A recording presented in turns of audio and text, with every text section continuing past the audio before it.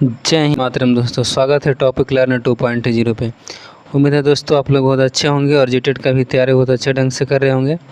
आइए दोस्तों, आज हम लोग बाल विकास यानी CDP का प्रैक्टिस सेट करते हैं। ये आपका शिवांगन पब्लिकेशन का है, 6 to 8 का प्रैक्टिस सेट है। देखिए, पहला क्वेश्चन है कि ऑपरेशन ब्लैक बोर्ड ने सर्वप्रथम किस न्यूनतम शिक्षण सामग्री की अनुशंसा की थी? पहला ऑप्शन है टेलीविज़न, दूसरा ऑप्शन है श्यामपट्ट एवं चौक, और तीसरा ऑप्शन है रेडियो, और चौथा ऑप्शन है पाठ्य पुस्तकें। तो ऑपरेशन ब्लैक बोर्ड, अब देखिए क्वेश्चन में ही कि ब्लैक बोर्ड लिखा हुआ है, तो ब्लैक बोर्ड किससे संबंधित होता है? तो श्यामपट्ट एवं चौक से। इसका सही आंसर क्या होगा?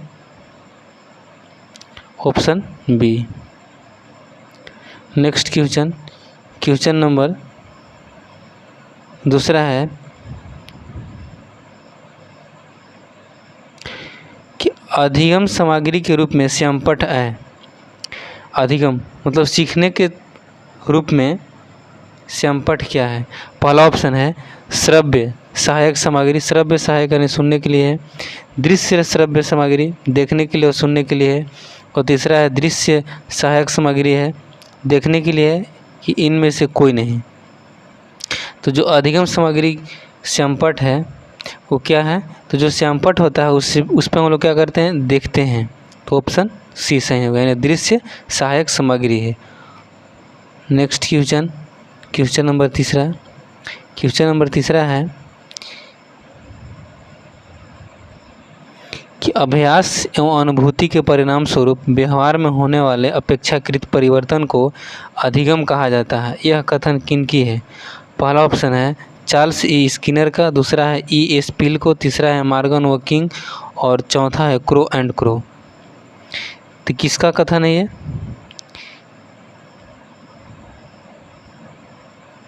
तो आपका किसका कहना है? तो मॉर्गन व किंग का, ऑप्शन सी।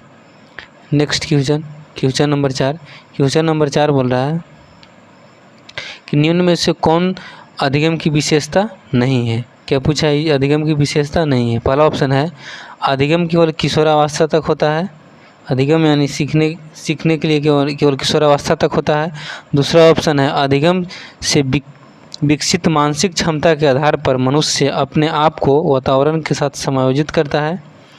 तीसरा ऑप्शन है अधिगम से व्यक्ति व्यवहार में परिवर्तन होता है। चौथा ऑप्शन है अधिगम मानव के चेतन व अचेतन मन में जीवन प्रयत्न चलते रहते हैं। तो इसका सही आंसर क्या होगा? तो सही आंसर क्या हमसे पूछा है? विशेषता नहीं है पूछा है। तो नहीं के लिए क्या सही होगा? नहीं, यानी नकारात्मक ही सही होगा। जिससे यहाँ पर पहला ऑप्शन है कि अधिगम केवल लग गया। क्या है? केवल। तो केवल इसका मतलब कि नहीं होगा, केवल किशोरावस्था तक तो नहीं। अधिगम जो सीखने के विशेषता है सिर्फ किशोरावस्था तक ही नहीं रहता है, ये जब तक जीवन है तब तक रहता है सीखने के लिए। तो ऑप्शन ए सही होगा। क्यों? क्योंकि नहीं के लिए आंसर नहीं होगा। क्वेश्चन नंबर 5 बोल रहा है कि पशु या मनुष्य किसी कार्य को प्रयत्न एवं भूल सिद्धांत की प्रक्रिया से सीखता है। इस कथन सर्वोचित अर्थ है। पहला ऑप्शन है सीखना एक क्रमिक प्रक्रिया है, दूसरा यह केवल पशुओं में होती है, तीसरा यह केवल मनुष्यों में होती है, और चौथा है इसमें चिंतन की शक्तियाँ प्रबल होती हैं। तो देखिए दोस्तों, जहाँ पे सीखना एक क्रमिक प्रक्रिया है तो एक ज़रूरी नहीं है कि जो सीखने की प्रक्रिया है वो क्रम से ही होगा। सब में अलग अलग तरह के होता है, कोई पहले सीख लेता है किसी चीज़ को, कोई बाद में सीखता है। तो ये जो आपसे पूछा गया है इसके हिसाब से ये भी सही नहीं है। और यहाँ केवल पूछ दिया गया है, जिसमें केवल रहेगा वो नकारात्मक है, नहीं होगा। इसमें भी केवल है, सी में भी, ते भी नहीं होगा। आपका ऑप्शन डी जो है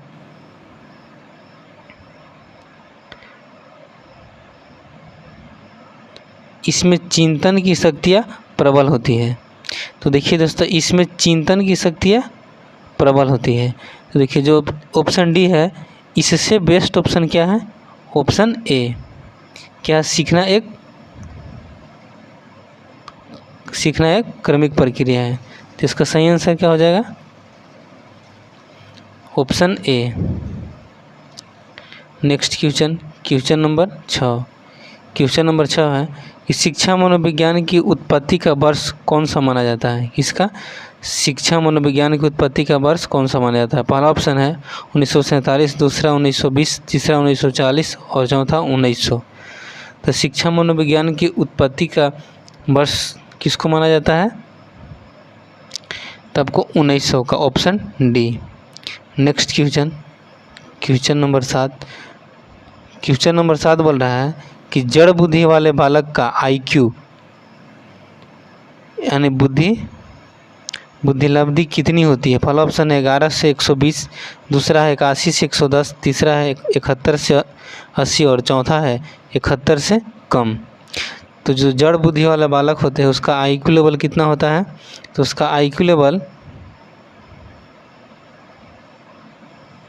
कितना होता है, 71 से कम, option D. Next question number 8 बोल रहा है कि थर्नडाइक ने अपने प्रयोग में पाया कि बिल्ली प्रयत्न और भूल सिद्धांत के आधार पर कार्य करते हुए पिंजरे से बाहर निकलती है और मछली खाने में सफल हो जाती है। इस प्रयोग का निष्कर्ष है, पहला ऑप्शन है कि सीखने में चिंतन और तर्कों की कोई भूमिका नहीं है, दूसरा सीखने की क्रिया मनुष्य व पशुओं में समान ढंग से होती है, और तीसरा ए और बी दोनों होगा, और चौथा प्रयत्न एवं भूल में केवल गलतियाँ की आवृत्ति बढ़ती जाती है। इसका सही आंसर क्या होगा, इसका सही आंसर होगा ऑप्शन सी। क्या सीखने में चिंतन और तर्क की कोई भूमिका नहीं होती है, और दूसरा सीखने की क्रिया मनुष्य व पशु में समान ढंग से होती है, तो दोनों सही होगा। तो इसका सही आंसर क्या होगा, option C. Next question number 9। Question number 9 बोल रहा है कि गर्भ में बालक को विकसित होने में कितने दिन लगते हैं। 150 दिन, 280 दिन, 390 दिन और 460 दिन। तो कितना दिन लगता है गर्भ में विकसित होने में, तो 280 दिन, ऑप्शन बी। क्वेश्चन नंबर 10 बोल रहा है कि नवजात शिशु का भार होता है। पहला ऑप्शन है 6 पाउंड, दूसरा 7 पाउंड, तीसरा 8 पाउंड और चौथा 9 पाउंड। तो नवजात शिशु का भार कितना होता है, तो नवजात शिशु के भार 7 पाउंड होता है। नेक्स्ट क्वेश्चन नंबर 11 बोल रहा है कि निम्न में से कौन समस्या समाधान के पदों का सही वैज्ञानिक क्रम है। पहला ऑप्शन है समस्याओं को समझना जैसे कि जानकारी का संग्रह, प्रकल्पनाओं का निरूपण और संभावित समस्याओं का मूल्यांकन, संभावित समाधानों का परीक्षण और निष्कर्षों का निरूपण। दूसरा ऑप्शन है कि पहले होगा प्रकल्पनाओं का निरूपण, कि समस्याओं को समझना, कि जानकारियों का संग्रह, कि संभावित समस्याओं का मूल्यांकन, निष्कर्षों का निरूपण, और तीसरा ऑप्शन है जानकारियों का संग्रह, समस्याओं को समझना, प्रकल्पनाओं का निरूपण, संभावित समस्याओं का मूल्यांकन, संभावित समाधानों का परीक्षण और निष्कर्षों का निरूपण। और चौथा है कि पहले संभावित समस्याओं का परीक्षण, फिर समस्याओं को समझना, फिर जानकारियों का संग्रह, फिर कल्पनाओं का निरूपण और संभावित समस्याओं का मूल्यांकन, इसके बाद तब फिर निष्कर्ष। तो इसका सही आंसर क्या होगा, इसका सही आंसर होगा सबसे पहले कि समस्याओं को समझना। कोई भी चीज़ का है, किसी भी चीज़ में सबसे पहले क्या करेंगे, समस्या को समझेंगे, फिर जानकारियों का संग्रह करेंगे, तब प्रकल्पनाओं का निरूपण करेंगे, तब संभावित समस्याओं का मूल्यांकन करेंगे, तब इसके बाद संभावित समाधानों का परीक्षण करेंगे, फिर निष्कर्ष निरूपण करेंगे। Next question number 12। Question number 12 बोल रहा है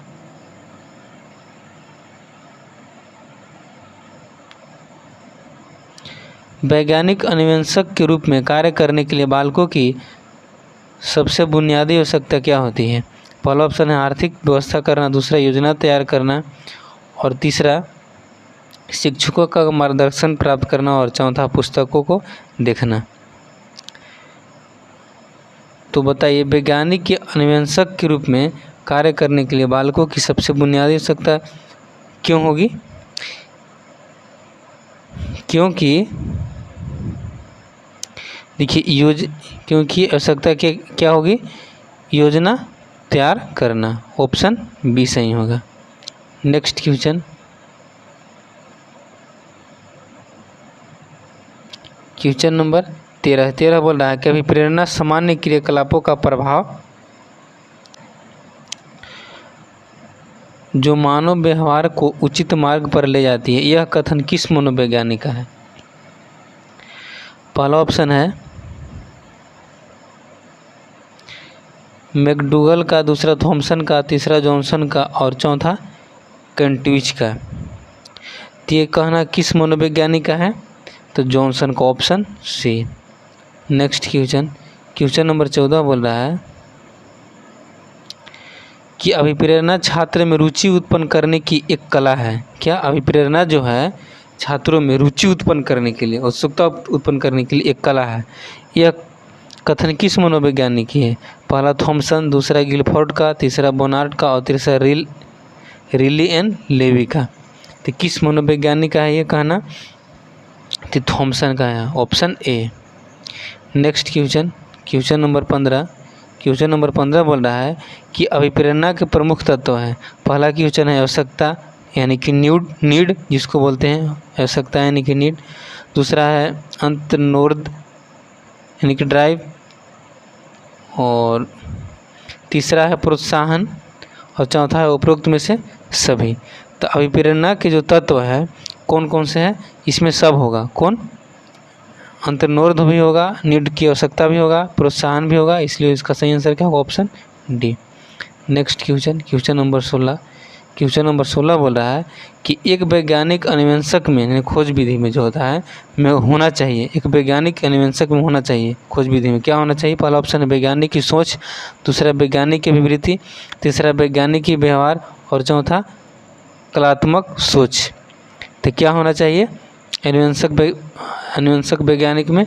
तो वैज्ञानिक की अभिवृत्ति होना चाहिए, यानी ऑप्शन बी सही होगा। क्वेश्चन नंबर अब 17 देखिए।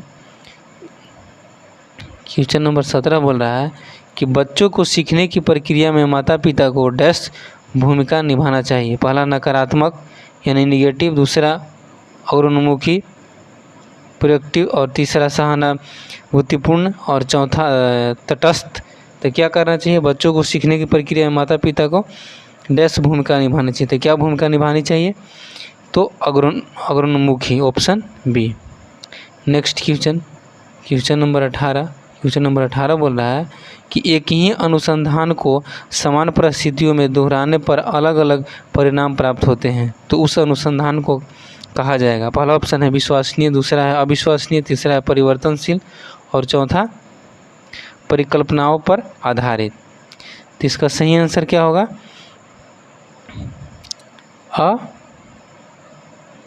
अविश्वसनीय, ऑप्शन बी।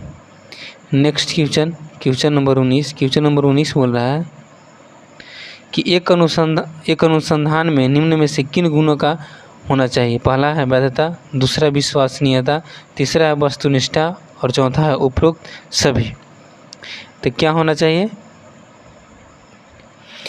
तो एक अनुसंधान में वैधता भी होना चाहिए, विश्वसनीयता भी होना चाहिए, और वस्तुनिष्ठा भी होना चाहिए। इसका सही आंसर क्या होगा? उपरोक्त सभी, ऑप्शन डी। क्वेश्चन नंबर 20 बोल रहा है कि यदि कोई बालक गलती करने के बाद पुनः उसी प्रकार की गलती करता है तो उसे कहा जाएगा। पहला ऑप्शन है श्रेष्ठ अन्वेषक, दूसरा प्रतिभावान, तीसरा मूर्ख, और चौथा सुधार्थी। तो क्या कहा जाएगा?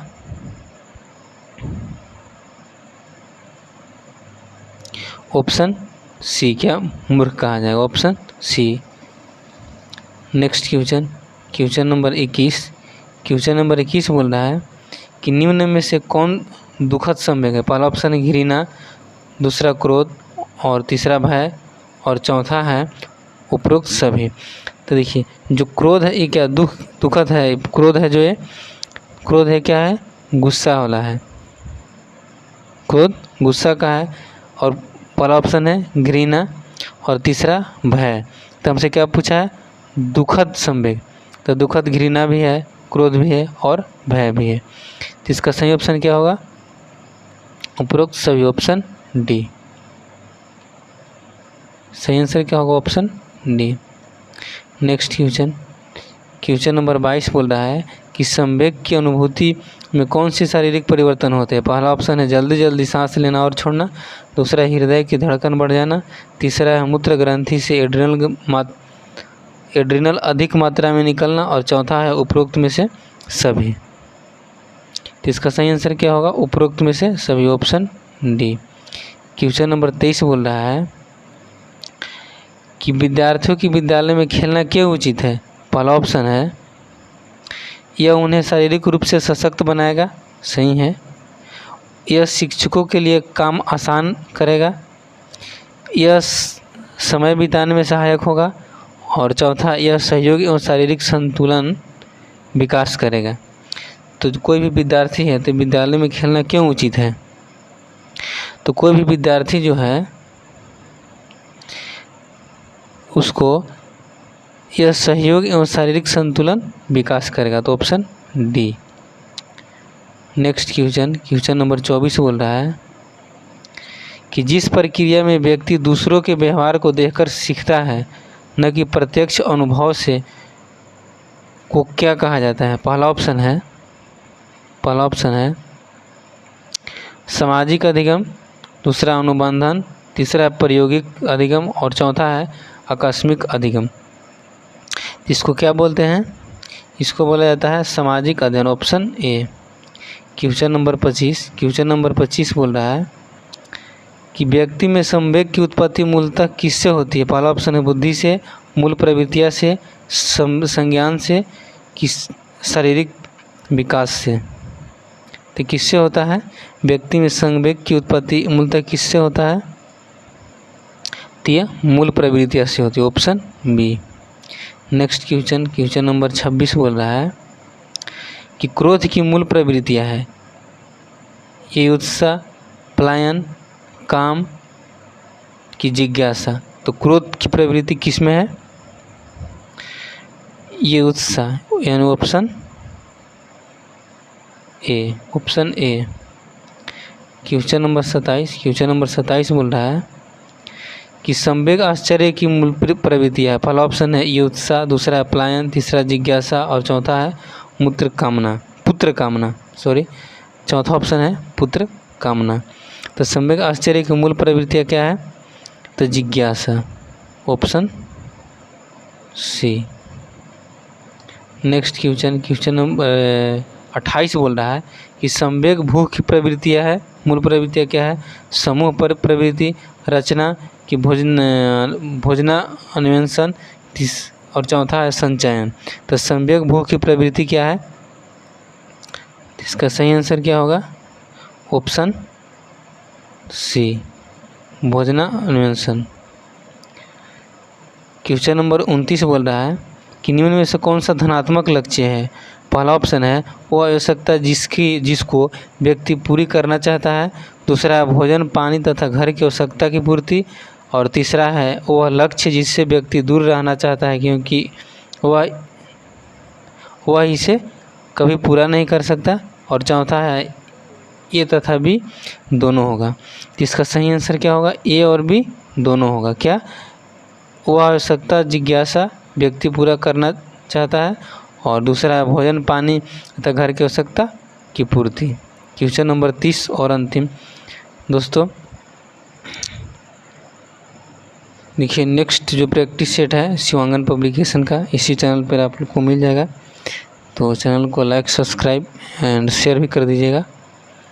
तो क्वेश्चन नंबर 30 देखिए और अंतिम क्वेश्चन है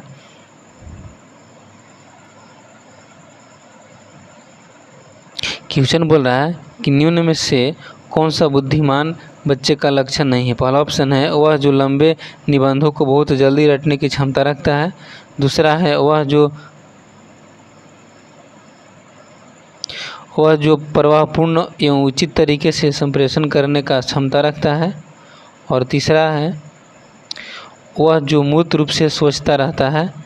और चौथा है वह जो नए परिवेश में स्वयं को समायोजित करता है। तो इसका सही आंसर क्या होगा?